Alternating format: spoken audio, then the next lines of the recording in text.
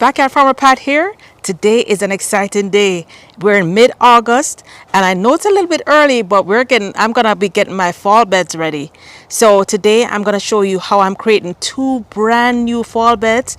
I'm also gonna show you the exact materials I'm using to create the fall beds. I'm going to go over the soil and the amendments that I add to my beds from now, and also I'm going to show you what I'm using for my walkway here. So let's get started. Oh, and at the end I'm going to talk about some of the seeds I'm going to be planting here. So let's get started.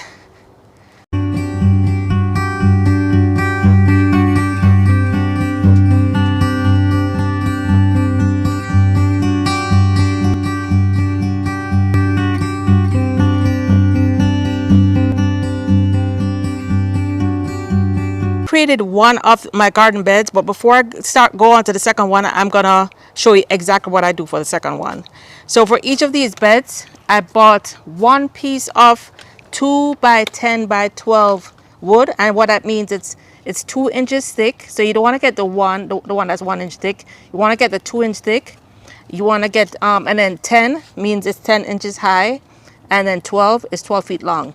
Ideally, I prefer 2 by 12 by 12, but they were out of it. So because I plan on planting mainly greens in here, and greens have a very short root system, 2 by 10 by 12 will be perfect. So I also bought, for each bed, I also bought 4 of these blocks. And the reason I absolutely love this, it makes it so easy for me. I can do this as, even if I was 60, 70, 80 years old, I could probably do this by myself. It's very easy. It's like a jigsaw puzzle. You put the blocks together, you put the wood in, you add your soil, and you're good to go. But there's a lot more to it than that. I'm gonna go through everything that I did in order to create this bed. So before we even get to the bed, as you guys know, I've had these 4 beds here for the past 8 months that I've lived here. But I wanted to make a transition into the new bed. So there are 2 options. I bought this material. I actually got this material. It came in a roll of 50 feet, and you can see the roll here. I haven't even separated it yet. And I find that this is the absolute best material. And I'm gonna get the exact link and exact name and add the link to the bottom in the description.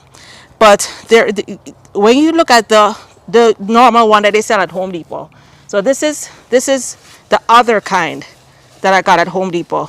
Yes, it's nice and thick, and it's great to put, like, if you want to block weeds from beds, it's fine for that, but it's very flimsy. It doesn't really do well for a walkway. For this material, you can see I've had this done for 8 months, and it's still solid, it's still good, and it creates a nice flat surface. And so I chose, even though I had that sitting in the garden, I said, you know what, I'm gonna do it once, might as well do it right. So I went ahead and got another roll of this material, and as I said, I'll put it in the description. So this area, for you guys who remember, this area was just all weeds, it was all grass. I actually had a rotten down table that I did in my first few videos from that table, but it had completely rotted. Guys, to tell the truth, it wasn't even a real table. It was actually an old door, an old interior door from inside that I was using as a table, but it like rotted in a couple months. So I dumped that, and then what I did was, as I said, there was a lot of weeds, a lot of grass here, but I didn't want to have to go bend down and pull this up. So that's where this thing comes in very perfectly. All I did was lay the material over the weeds, and as you can see, the weeds are already, and the grass is already dying down. So that's one thing I did to save my back. I also had some old roof shingles that from when we changed our roof out. So I had several old roof shingles. So what I did is, in order to transition to the grass, I didn't want it to be stubbing my toe, or I didn't want the edges to be laying up. So I just used a roof shingle at the end. Now I'll be able to just cut this across, and then this will be a flat entry. I also did the same thing from the walkway where it transitions between the old and the new. I also put some roof shingles down here, so that way as I'm walking, it's going to be one easy transition. So that was the number one thing I did. Everywhere that it transitioned, I added the roof shingles. So you can see it here. I added roof shingles here, and of course between the the walkway and the grass, I added a roof shingle. Another thing that you can, that just to be to do this right, you know, I have some lessons learned from when I did it before. Yes, these held up well and these did great, but there are a couple of things I learned to do better this time. So if you look in this bed that's not put together yet, what I did was I made sure that the walkway cloth actually overlapped. So it came over by a few inches along the edges. And the reason I did that, and I did do the same thing on the other one, but it didn't overlap enough. So the weeds, after a while, the weeds and grass started popping up along the side, which isn't a big deal. But if I don't want to have to be pulling weeds all the time. So be sure that you make the wood, you make the material overlap a little bit, come a little bit into the wood area. For the outside where the grass is, I'm not that concerned because we can just weed whack around the edge. But for the walkways, I want the walkways to be clean. So then next, in here, as I said, there were mountains of weeds. I didn't have to actually kill the weeds because all of this is going to break down and feed the soil in the long run. I went through, I had a whole bunch of weeds that I pulled. I had cerci that I pulled. I had a whole lot of sunflower leaves from the sunflowers by the chicken. And also, I'm going to add some chicken, what do you call it? Chicken bedding, right? So I'm going to take some of the bedding from the chicken coop that is already starting to break down but not fully broken down. But it's okay, you know, you usually have to wait until it's fully broken down. But I'm going to show you a trick that will prevent you from having to wait. So what I'm going to do is get a couple of shovel loads of the chicken bedding. I'm going to spread it at the bottom. Then I'm going to show you the next step. All right, so I got some of the chicken bedding. And of course, I know a lot of people don't have chicken, so you don't have to use this. The important thing is that I'm adding organic matter. So you can use your chicken scraps, you can use chicken compost. You don't have to worry about it breaking down, and I'll show you exactly why. So because this bed is going to be mainly greens, at least for now, it's going to be mainly greens. This is adding a whole ton of, not just carbon, but a whole ton of nitrogen. You can see this has a lot of chicken compost, which is some of the richest fertilizer you can possibly have. I also have some sunflower leaves in here. Sunflowers, another great chop and drop. There was a whole lot of dried sunflower leaves around the chicken coop, so I put that in along with some weeds that I pulled. And I know you're saying, but Farmer Pat, aren't all the seeds gonna just pop up all over the bed? No, it won't, and I'll show you exactly why. So the next step after I lay this at the bottom of the bed is I'm gonna lay cardboard. And these are just regular cardboards that I, you know, whether it's the Amazon deliveries or whatever, use the regular cardboards. What you wanna do is make sure that if there's any plastic on there, like any plastic tape, you wanna remove the plastic tape. Then you're gonna layer on top of the compost. So that's going to allow the weeds and the grass and the chicken compost to continue breaking down while the plants grow. By the time this breaks down and the roots get in there, everything will be completely broken down. So after you do this, then you can add your soil. And I know you guys might be wondering, why am I not using the compost that I started? But I did a regular cold compost, so my compost isn't ready yet. When you do a hot compost, it can break down in just a matter of a few months. But my composting method was mainly just to pile up material and allow it to break down on its own. So here you can see I'm completely layering the bottom of this bed. And then now I'm going to add my soil. So all right, so there's one thing I just realized I forgot to tell you. I did tell you the size of the wood, but obviously I want to mention that I bought one piece of wood for like about $20 for that one piece of wood, but I cut it into 4 equal parts, and that's how I got this bed here. So you can get like as I said, the 2 by 12 by 12 is really ideal. You get your 8 blocks that are about $3 each, but you get at Home Depot and Lowe's, and I'm sure other hardware stores, they'll cut the wood for free. So this didn't cost much. Another option is if you don't want to buy the blocks. These blocks are basically permanent. That's why I bought them. It's a one-time purchase. But you can also just nail the ends of the wood together. Just create it. That's an even cheaper way. That way the bed will only cost you $20 plus, of course, the cost of the soil. So the next step before I actually add the soil, what I'm gonna do is just to start the breaking down process, I'm gonna soak the cardboard. It's been raining for like the past couple of days, so this cardboard is already very, very wet. But I could have actually soaked the materials under it first. But it's a good idea to soak the cardboard first, or you can put your weeds, put your organic material down, kitchen scraps, eggshells, whatever, crushed up eggshells, whatever you want, rotten food scraps. You soak it well, then you put your cardboard, soak it well again, because what will happen is the top layer will be dry, or the very top layer will be wet, but underneath it will be very, very dry. So you want to get things started by giving it a really good soak in. So I'm gonna really soak it, then I'm gonna come right back. So after I'm done soaking this, I'm gonna put in let me see, 4 bags of soil, and let me tell you how I come by that. So let's pretend that this is 12 inches instead of 10 inches, just for math's sake. So a 3 by 3 by 12 inches is 1. 3 by 3 by 1 means that there's 9 square feet needed to fill this up. I've already added weed and chicken compost and cardboard at the bottom. Plus, it doesn't have to be at the very, very top. So I'm going to put in 4 bags. Each of my bags of raised bed mix is 2 cubic feet. So I need 8 cubic feet to fill this up all the way. So I'm going to start off with, let's do 3.5 bags, and then I'll come right back. All right, so I ended up using only 3.5 bags. So what I'm going to do, 3.5 bags, which is equivalent to 7 cubic feet. And that, of course, is because I had the weeds and the cardboard and other things at the bottom. So 3.5 bags was just perfect.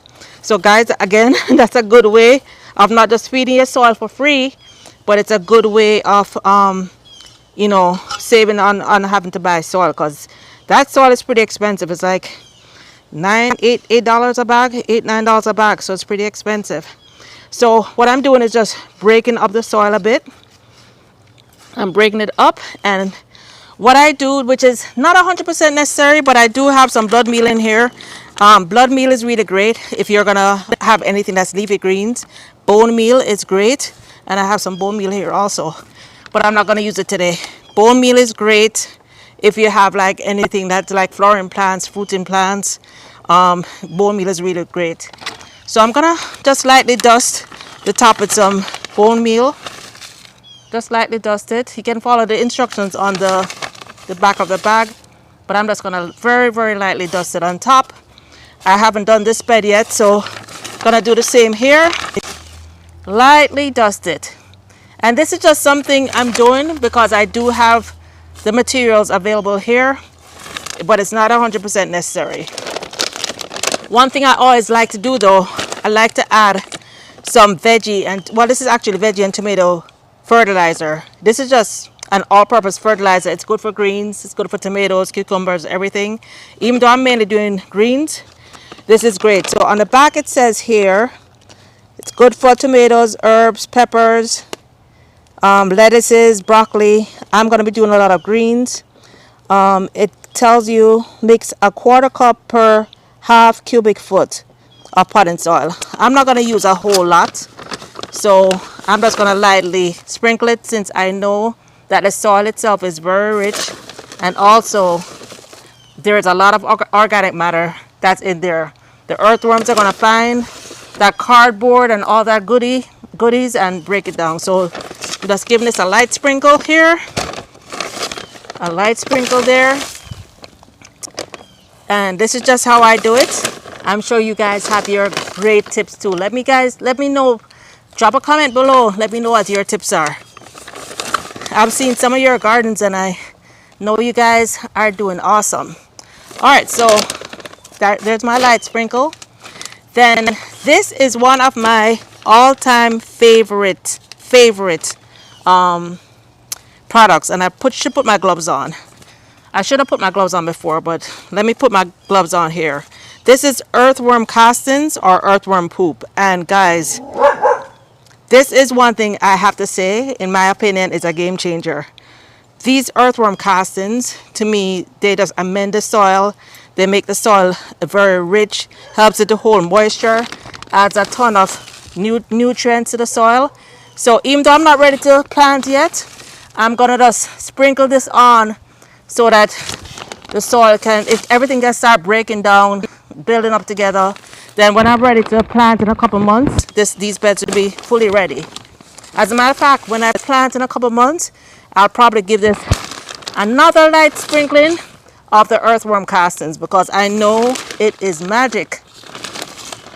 It is magic. This is something that I always like to use in my veggie bed. All right, so now once this is done, I'm gonna go through, mix in this top layer good, mixing it in very well, breaking up all the clumps of the potting or the raised bed mix. Guys, and you notice I'm not stepping in the bed, I'm staying along the side. You never want to compress your soil. As a matter of fact, when I'm ready to actually plant, I'm probably gonna just lightly turn it again, make sure it didn't compress too much. As you know, as the rain falls, and you know, this is gonna compress down a little bit. We haven't been getting a lot of rain, but I'm really hoping that by the time I'm ready to plant this, that the rains will pick up. All right. So the final thing to know about the bed, or the final thing that I can think of right now, you're gonna water this in, and then you never wanna leave your soil uncovered. You either have a cover crop, or you can cover it with grass clippings, or you can cover it with mulch, or you can even take some of that leftover cardboard and cover it. But you never want to leave the soil uncovered, because it's just going to dry out, and you always want your soil is a living matter. You want the soil to always have life in it, so you want to keep the soil nicely moisturized. You don't have to come in and water it all the time, but just make sure it doesn't dry out. So I love to put mulch on top of my beds. I find that it keeps the moisture in. I find that since I'm not out here watering every day, I find that if you give it a good watering and then you mulch over it, that normally keeps the moisture in. And I want to show you guys something. And let me show you something real quick. So it rained all day today. It rained on and off. I had to come in between to do this video. So everything seemed very wet. But I'm going to show you why mulch is important. So when you go right along below the surface, you see that, you know, it's pretty moist. But when you keep going down, all the way down, look at that, guys. Even though it rained today, look at how dry that is. So it's really important to try and, when you water, to try and water as deeply as possible. But this soil is basically spent soil. This soil has been in here 8 months, and I don't really have much growing in here now, so I haven't been on top of the watering. But I thought I should just show you this, the importance of deep watering, because when something seems to be wet, in the bottom it's really quite dry. All right, so let's get back to this bed. All right, so our beds are ready. And you don't have to worry too much about the soil being level. This will all settle down as time goes on. So I'm going to give both beds a very good soaking, and then the final step is to cover it with mulch.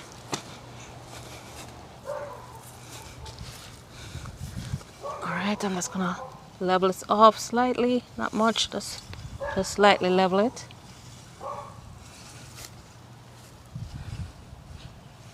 All right, guys, and I'm going to cover my soil. So when I'm ready to transplant my greens, I'll just move the mulch aside and put my transplants. And hopefully it will cool down soon. It's been 100 degrees almost every day. Even when it's in the 90s, the feels like temperature has been over in the 100s. So I have not been able to spend as much time as I would love to in my garden, but I'm looking forward to my first fall. I'm looking forward to my first fall garden in Palm Bay, Central Florida. Really looking forward to what I can plant. You guys give me some suggestions. I'm going to show you what I have planned so far for the fall, but give me suggestions. This is my first fall in Central Florida. So far the bugs are very different. The climate is very different. And the way the plants act, I mean the growth patterns are very, very different from South Florida. So give me your suggestions on what you think I should plant. At the end I'm going to show you what I have planned, and then you tell me. So this is all we need, guys. This is all we need, guys. That's it. We can I'm not gonna worry about watering it again, really, because it's gonna rain again. It's been raining on and off today, thank God, after a long drought. So the rain will wet this up and get that breaking down going. So I'm gonna go ahead, mix that bed up, water it in, cover that with mulch, and that's it for the video. That's it for this part of the video. Next we're going to talk about what I'm growing. All right, so one thing you can do to combat the dryness that I mentioned here. All right, 3, 2, 1 again. So one thing you can do to combat this dryness, because a lot of it is not just because it's not watered, it's just like there's just no life in it anymore. We can add life back. So earthworm castings, again, is an excellent way to revive the soil. So what I'm going to do is I have like, I think 2 or 3 additional bags of the Kellogg's raised bed mix. I'm going to dump them one at a time into my wheelbarrow. Then I'm going to mix in earthworm castings and some of that Doctor's herb fertilizer. I'm going to mix it in well. Then I'm going to add it to the soil. A lot of the mulch has already broken down.